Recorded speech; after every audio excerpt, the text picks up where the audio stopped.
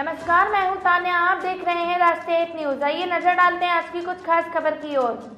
हिसार में इनेलो नेता व विधायक अभय चौटाला ने फिर से की बड़ी घोषणा। 16 दिसंबर से 90 विधानसभा में दोबारा यात्रा शुरू की जाएगी। दरअसल जेजेपी को नोटा से कम वोट मिले हैं। राजस्थान में जेजेपी पार्टी के नेताओं ने कहा था कि हम विधानसभा को अपनी चाबी से खोलने का काम करेंगे। इस प्रश्न के जवाब में जेजेपी की करारी हार पर इनेलो नेता अभय चौटाला ने चुटकी भरते हुए कहा कि पुरानी फिल्म थी दो जासूस का गाना, दो बेचारे बिना सहारे फिरते हैं मारे मारे, बिन ताले की चाबी लेकर घूमते सारे। चौटाला ने कहा कि चाबी तो ले गए लोग, ये हमारी चाबी लेकर गए थे और चाबी राजस्थान में जाकर खोकर आ गए। ये कहते थे कि राजस्थान की चाबी हमारे हाथ में है। अभय ने कहा कि जेजेपी नेता हिसार आएंगे तो हिसार में पूछ लेना तुम्हारी चाबी कहाँ गुम हो गई।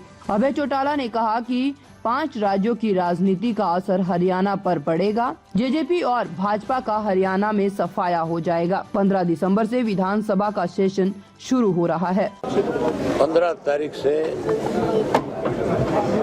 सेशन शुरू हो रहा है। सेशन बुलाया तो इसलिए जाता है तो बैठ गए कि पहले सेशन और दूसरे सेशन के बीच में जो 3-4 महीने का समय होता है, उस दौरान सरकार जो है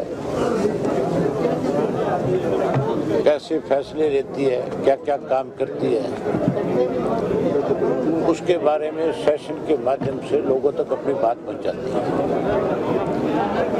और विधायक भी उस सेशन के दौरान अपने हल्के की बात रखता है। लेकिन हैरानी की बात है, हमारे यहाँ सेशन भी खाना पूर्ति है। एक विधायक को केवल बोलने के लिए 3 से 5 मिनट मिलते हैं। आप ये मान के चलो 3-5 मिनट के समय में अपनी बात शुरू करने से पहले उसको अपनी बात खत्म करनी पड़ती है। केवल सरकार के पैसे का दुरुपयोग है। सेशन का तो ये जा रहा है 5 दिन का है, लेकिन केवल 3 सीटिंग है और वो 3 सीटिंग भी केवल 5-5 घंटे की है। और उस 5 घंटे में 1 घंटा क्वेश्चन आवर में निकलता है, 1 घंटा 0 आवर में निकलता है। बीच में कोई 1 आधा 2 बिल आ जाते हैं, घंटा 2 घंटा उस पर चला जाता है। बाकी समय सत्ता में बैठे लोग खा जाते हैं। विपक्ष का विधायक तो बेचारा अपनी बात कह भी नहीं सकता। इसलिए सेशन का समय बढ़े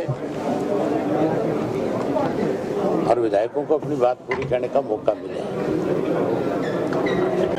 लेकिन मुझे नहीं उम्मीद इस बात की कि कोई सरकार सेशन का समय बढ़ाएगी। इसलिए केवल आप ही माध्यम हो, हम आपके माध्यम से ही केवल लोगों तक प्रदेश के अंदर जो जो बेकायदियां सरकार की तरफ से है उसका जिक्र कर सकते हैं। अब की बार के सेशन में बहुत सारे ऐसे मुद्दे हैं जिन पे बहुत चर्चा होनी जरूरी है।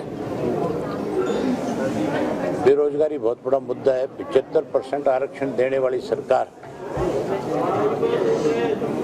उस कानून में कमियां और खामियां रख के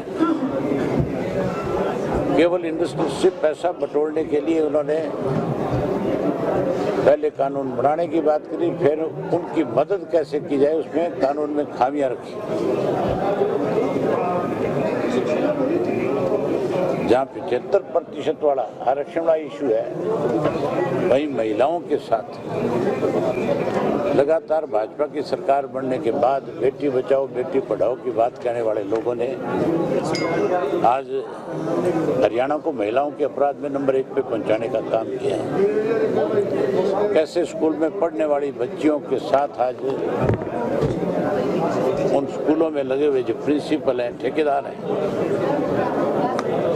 वो उनके साथ दुराचार करते हैं, वो उनके साथ बदतमीजियां करते हैं। सरकार केवल उनको सस्पेंड कर रही है, इसका मतलब कोई ना कोई मामला और है। ये बहुत बड़ा इशू था। अपराध बहुत बड़ा इशू है। लॉ एंड ऑर्डर का जो है, किसान के मुआवजे की बात थी, उसके साथ साथ ओलावृष्टि से फसलें जो खराब हुई, बारिश से फसलें खराब हुई, सुंडी के प्रकोप से किसान की फसल खत्म हुई, वो एक बहुत बड़ा इशू था अपने आप में।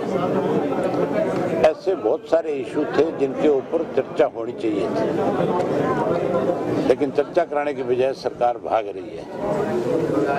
इसलिए हमने एक फैसला किया है कि हम नए सिरे से अपनी यात्रा शुरू कर रहे हैं, जिसका शुभारंभ 16 तारीख से शुरू करेंगे और 16 से शुरू करके 90 के 90 विधानसभा क्षेत्र में हम यात्रा को लेकर के जाएंगे। लोगों के रूबरू होंगे, सरकार की बेकायदगियों के बारे में खुल करके चर्चा करेंगे और वहीं लोगों का भरोसा इंडियन नेशनल लोकदल पार्टी पे कैसे और ज्यादा बढ़े, इसके लिए संगठन कैसे मजबूत हो, इसके लिए हमने अपने साथियों की ड्यूटियां भी लगाई। इंडिया गठबंधन के ऊपर अभी आप कह रहे थे, तो क्या ऐसा इंडिया गठबंधन पे भी आप? इंडिया गठबंधन के अंदर की करी कांग्रेस ने, कांग्रेस को मुंह की खानी पड़ी और हरियाणा में कांग्रेस की हालत और ज्यादा बुरी होगी, जहां भाजपा और जसपा सत्ता से बाहर हो जाएगी, कांग्रेस भी सत्ता के नजदीक नहीं पहुंच पाएगी। सत्ता इंडियन नेशनल लोकदल पार्टी बनाएगी। सर, क्या आपकी पार्टी गैर कांग्रेसी, गैर भाजपा जो पहले होता था, तीसरा मोर्चा एक होता था, वो उसमें बनाने में हम पहले दिन से इसके पक्ष में हैं, हम पहले दिन से इसी बात के पक्ष में थे। चौटाला साहब ने फतेहाबाद की मीटिंग के अंदर खुल करके ये कहा था कि गैर भाजपा और गैर कांग्रेस का ही गठन बने, उसी को तीसरा मोर्चा कहा जा सकता है। लेकिन नीतीश जी ने कहा कि नहीं, हम कांग्रेस को भी शामिल करना चाहते हैं भाजपा को सत्ता से बाहर करने के लिए। उसी कांग्रेस ने ये जो चुनाव हुआ था उस इंडिया को आईना दिखाने का काम किया। जब करारी हार पड़ी तो फिर अगले दिन ही कहा कि मीटिंग बुलाओ, बात करेंगे। अब मीटिंग से दूरी बना ली कि नहीं बना लेता उन्हें? कोई भी व्यक्ति बेइज्जत थोड़ा ही होगा, सबका अपना अपना आधार है, सबकी अपनी अपनी पहचान है।